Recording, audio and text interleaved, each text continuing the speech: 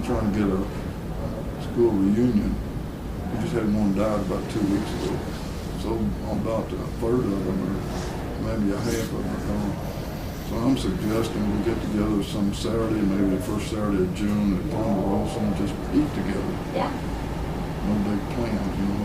Yeah, wouldn't be any work for anybody. No, Just, no. just enjoy it. Eat what you want and just visit with you, take pictures. And then you went to Moorhead. What did you major in? I majored in agriculture, health and PE, and history, geography. And then the reason I went to UK, you couldn't do student teaching in Moorhead in VOAG. So everybody, all of us, went to the UK. And so we transferred down there in 51. And I must say I was there when Rupp was there, I was there when Bear Bryant was there, when they won national championships in football and basketball. I was there when all those went on. So was it much of an adjustment to go from Moorhead to UK? Were you excited about that, or? Well, it was. About 5,000 students down there then. Now they've got probably 40,000. I didn't like UK as well as I thought I would. Because, you know, this was home. I was trying to be an American farmer in FFA. And so they let me out of college down there for a week to go to Kansas City, Missouri to get my degree. I wish I could stay at Moorhead. But anyway, I dropped down in February '53, joined the Air Force, 200 of us, sworn in Louisville. And a good friend of mine who was in college together with me from Ella County, he's from Ella County, the recruiter said, you all will stay together. When we were sworn in Louisville, first sergeant said every other one fall out. We were separated. Didn't see each other for 26 years. Later I heard he was manager of Southern States in Korea. So I went in one day and I said, Virgil Catron, his last name was Catron. I said, Virgil, where's that recruiter? I'd like to choke him. And so when I became a counselor, all these recruiters would come to school. Well, they didn't want to take the students off by themselves and know you're not doing it. I wouldn't let them talk to any student. They said, oh, I said, listen, I was in the service. I said, I know all about everything. I said, no, you're not doing it. You're going to talk in front of me. You know. I said, besides, your all stripes depends on how many you sign up. That's like state policemen. I want to say that when they first become one, it's almost like the more arrest the person does, the faster they're going to be promoted. You know, and that's just the way it works. And so I wouldn't let them. Once in a while they'd meet them downtown in drugstores after school. You know. Never on school grounds. So you went to Korea and you were in the Air Force. I did not. My brother was in Korea. I did not get to Korea. We were in England. Well, first I went to San Antonio and I went to Amarillo to B-47 bomber school. And I went to Riverside, California for another school of B-47 jet bombers. Then we went to England, and we went to Idaho, then we came and went to Guam. That's as close as I got over there. But our plane down at Guam was flying over Korea, being the top thing. So we had like 45 B-47 jet bombers, and I think that's what affected my hearing on that. But anyway, I remember when NASA took over the Suez Canal, we were supposed to have those planes ready to leave Guam in 24 hours. It took 5 days to get the first one off the ground. They did it on payday, and 2/3 of the base was drunk, drinking. That's just the way life is in there. And a lot of that, you know, especially overseas. And so we're not. Don't tell the enemy, but we're not as prepared at times we think we are. Did you enjoy the service, or? Yeah, I did. I really did. And my wife, when I came back from England, we came home. She's from here. We got married. We were engaged. Well, we knew each other, and we kept going together. I got in Amarillo, Texas. I wrote her a one-line letter, and I said, if you're single, answer. If not, throw it away. So anyway, she was still single. So I came home. We got engaged. That was in August. Supposed to be back in December and get married. We all went overseas, 1,500 of us. 14 months getting back. And this is a little comical thing. Came back to Chicago in a loop, called my uncle, and my dad's brother. And I said, Paul, I'm down the loop, getting ready to go home. He said, no, you're not. He said, you're coming here to stay. He said, your brother just got back in Korea. And we hadn't seen each other for 2 or 3 years. So I said, no, I've got to get home. I've got to get home. He said, why? I said, well, I'm getting married. He said, how long have you been engaged? I said, 14 months. He said, well, 2 or 3 more days, I'll come to get you. So he came and got me, and we were going down to East Chicago to see a relative. So we go on these railroad tracks, and here's a train coming. Paul said, you see anything? I said, no, I didn't see nothing. Well, then here's a train. Well, the car in front of us goes on, all with those things down. Paul said, well, he can do it, I can do it. He did, and here we're pulled over by a highway patrolman, and he balls him out real good, because being in Illinois, breaking the law like that, he should have known better. So he told the officer, he said, let me say something. He said, this is my nephew just got back in Korea. This is my nephew just got back in England. They hadn't seen each other in 2 or 3 years. So he's going to Kentucky to get married.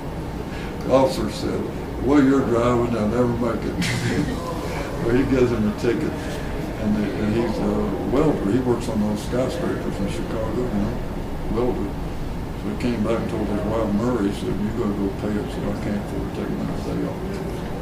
So that was, then we came home, got married, got on the train here in Moorhead, went to California, and didn't have nowhere to live, so we used the lockers in the train depot to lock up all our stuff. So we walked the streets till we found an apartment. Married 2 years before we owned a car. How many died? I performed all kinds of weddings over the years. They got boats, cars, motorcycles, four-wheelers, see what I'm saying? But I hitchhiked to the base. Get up 2 o'clock in the morning, and you can't be late.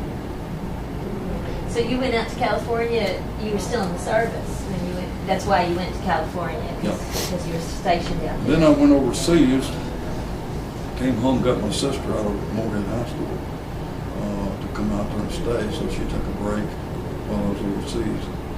That time we had a car, so we parked in the neighbor's backyard. And basically, that's the reason I got out. I like the Air Force. But, I've seen people lose their homes, lose their cars. If they need somebody in Germany, you're that specialty, you're gone. See what I'm saying? So there's really no permanent future. You just give yourself to them, you're in the service and you go where they want you to go. So you left the service, and did you come back to Haldeman then? Or? Yes, right. I came back here in Hayes Crossing and rented a 9-room house for $15 a month. Wow. What year was that? Back for a minute, 1957. And it was a house that my dad built when we was growing up, and he built another house. So I was on the GI deal. My wife got a job working at the clothing factory down in town. She worked there before we got married. And then I got my degree in '58, and I told her, I said, if you will work another year, let me get my master's, and work again as long as you live. But she hadn't helped with the job too. But anyway, I got my master's in '59, and I went back and worked all about a year above master's. No work here when I graduated, so I had to go to Ohio. And the counselor and teacher, first counselor in Felicity, Ohio. Go to Maysville and down the road off that way. So the job came open in Carter County. The principal, the coach up there was from Dayton High. His wife's from All Hill. So he comes down for an interview. He comes back, he says, Lloyd, he said, the superintendent said they need a counselor. If you're interested, go down next Saturday for an interview. He said, I know you're going to be hard because I recommended it. So I came down hard. And after 4 years in Ohio, we moved back to Carter County. I was a counselor of 22 schools, every school but All Hill. And So this job came open in Round County in 1970, so we moved back to Moorhead. So when a counselor in that many schools, you just moved around, you went around sort of like art teachers do Okay, today? I basically had an office in Carter City, Pritchard and Hitchens. I was there when the merger helped them merge, and then I helped them set up the vocational school in Pleasant Valley. And the others were like 8th grade, one room. I worked in 10 one-room schools. And my job then was involved in IQ tests, achievement tests, and things like that. And then you came here and you were a counselor or a teacher or both? I was a counselor at Brown County High, and then I taught 2 classes a day, world geography. So did you ever teach in Haldeman or a counselor in Haldeman? I came up here for IQ and achievement tests and helped them out. I was a 4-H club leader here behind Northcutt Funeral Home. In 1958, I took my 4-H club from Haldeman out there. We set 5,000 trees out. There were no buildings there then, nothing. Just a wilderness everywhere. A little narrow road to Flemingsburg. So we got a penny a piece setting those trees. Like $50. I remember we gave them to the girls up here about a sewing machine with. And then the FFA from the Presbyterian Church on that way, they set out 5,000 penny a piece. But we set them all the way down the road, thousands of them cut down. You know, so we did that. We did other projects too on that. And then I coached basketball up here for a while, a 2-year high school. The principal was a coach, and he knew I liked basketball, and I played basketball, so he just turned over me. I didn't get no money out of it. I did it for the experience. And then when they got ready to shut this school down, you, I don't know, maybe protest is too strong a word, but you tried to get them to keep the school open, right? Yeah. And the money they spent at Broadburn, $8 million, they closed this one, these rock been here since the beginning of time. They could spend $4 million on each one of these buildings. They could spend $1 million on each one and save money. And really the school at Broadburn's in a floodplain. But how do you think it affected Haldeman and the community when the school shut down and the students began to go in? Every community is affected when they close the school. I went to Little Prairie first, that's where I first started, one-room school. In the 60s, they closed it. Well, you had pie suppers there, you had reunions there, you had church there. This was the life of the community here. Everything went on here. See what I'm saying? So when they closed the building, there was nothing for people, nowhere to go. If you had anything, you had to go to Moorhead, and there wasn't that much in Moorhead. So it affected, like when the brickyard closed, we lost half of our population moving away from here. When the school closed, you know, just like back then we had all kind of clubs, no clubs at all now, until we get this going. And you were a big part of helping to purchase the school. I tried to buy this. The lady asked like $125,000. We went to Florida to a convention, and I called the neighbor a little bit, see how things were going at home. So I called, and Ralph said, school bus. And I said, what school? He said, the Haldeman school. I said, you got to be kidding. There hadn't been any electric on there for 10 years. He said, I don't know how it happened. So 2 days later, we were coming home. Instead of even going home, I drove up here to see this before we went home. It was still smoking out here, you know. And so I called her again. I said, there's no way we can get $125,000. I said, you come down to a reasonable amount. She said, well, $30,000. So I went to the bank. They said, we'll go up and look at it, see what we think. And when they came up, they said, yeah, we're going to let you have it. So we bought it. And then I checked with the dump about moving all this stuff. The asbestos. Yeah, they wanted $30,000. I said, well, we don't have no money. I said, I got 14 people together, so we formed a corporation. State tax, federal tax, everything we need to do. I got Willie Roberts to draw everything up for. He did it free, wouldn't cost us or charge us nothing. And so no, I said, we can't do it. And I said, I don't know what we're going to do because the bank don't want it back. And we owe $30,000, you know. Well, I checked with the county judge, and he said that he's from up in here. And he said, I'll check the schedule on how much the county is allowed to haul a month through that. He said, if we have any room, we'll see what we can do. So he worked it out. He said, I think we can do it. Because it's going to be a community center, it's incorporated, it's non-profit, nobody benefiting financially. And so they hauled away 18 big loads at 18 tons a load. And they first said we had to take it to a landfill down in western Kentucky, but we couldn't have done anything like that because it had asbestos. Because it had asbestos in it. So we were able to get all that done to county. I want to thank Jim Nickel and Harry Clark, who was the magistrate, and Gray Hawk construction company, who sent a supervisor here to supervise everything because they were already qualified at asbestos removal, and they didn't charge one penny.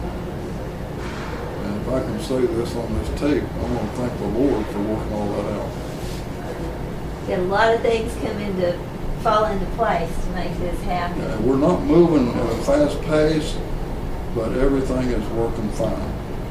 What do you think is important about this center for the young people in the community, as well as all ages, but in particular the young people? Of course, now they are using it to play basketball. We've had weddings up here. Family reunions are up here. We have the Easter program, the Thanksgiving program, the Christmas program. We meet the first Tuesday of every month. We've got the touring program, which I want to thank you all for. It's bringing life back to the community. And it's also helping these little kids to remember this like we remembered it as we were growing up. But once we get this other part built, we'll have a veterans room, a historical room, a kitchen, 2 restrooms, an office, a lobby maybe, and meeting rooms. And the rooms won't be as big as they were when the school was here. We had huge rooms for the school. So we're looking forward to that. So are you thinking of building in the footprint of the old school, or just something entirely different? We will leave the walls and put trusses up, new windows in everything, a floor in it, and then block off the rooms inside. Yeah, we already have our plans drawn. Just waiting for the grant to come through. Just a little bit matter of time. And I must say, Hal Rogers has been a help to us, Rocky Atkins, Walter Blevins, Stacy, and others we hope will be. Even Mitch McConnell, he knows about this too. And then the fiscal court has been excellent. And we got a lot of good help out of Moorhead. I want to thank them for that. Also, a lot of people have donated money, little amounts from, I know about 11 of us donated $1,000 apiece to buy it to start with. A lot of people did everything from nickel, dime, penny to $1,000. So it's been a real community effort, and a lot of people have helped in different ways. It has. It's really pulled the community together. So it's kind of a renaissance for the community now, a rebirth of the Rebirth, community. yes. That's a good name. Was there anything else that you can think of that you'd like to tell us about Haldeman, or memories that you had, or anything that hasn't come up in me? Of course, Mr. Haldeman was a great entrepreneur. He not only took from the community as a wages and salaries. But he gave back. He gave back. He gave back, I think, as much as he took. And he took good care of the men. They did not try to get a union started. He was so good to them. And they had parties for them. We got a 1925 picture of a PTA out here on the wall, I think. And you can see the people there were the ones that put this place together here in the community. They were interested. So the changes occurred in the 1930s, it seems like. I've seen stories of strikes and conflict and everything, and it seemed like that came in the 1930s, and Mr. Haldeman was maybe gone by 1940s. Started in the 40s, early 40s. They had the National Guard in here once or twice. We made the front page of the New York Times. The governor, but the thing after it's all over, the men won, and the company had to put them all back to work. The company fired maybe like 40-some people, and we've got all that history written down too. So the company had to reimburse them and put them back on the job, you know. And I know we talk about freedom of speech today. They were really, the men a lot of times felt like they were slaves, you know, and there's no way. Because you go to all these other areas like Chicago, Pennsylvania, they already had unions. See, the men were being taken care of.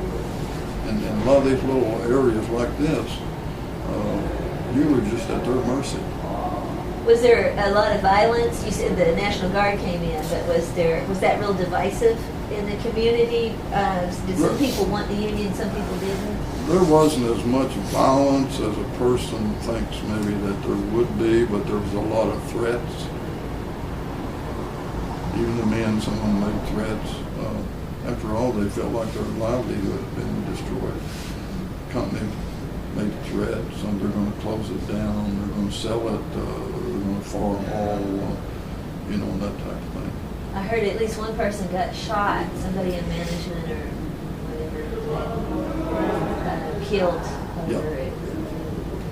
Well, anger lingered for a long time after so. And then they did follow through on their threats to shut it down. Yeah. And then there was a charcoal company that came in for a while. They came in, and it was one of the worst things we ever had. The school was here then. I would drive up and down the road and maybe 2 miles an hour, my head out the window. It just, you couldn't see the smoke everywhere. And people breathed all that. And that did more damage, I think, than the asbestos ever did. And a lot of people, and if they'd stayed here, there wouldn't have been one sprout on the hillsides. They would clean these hillsides off selling wood,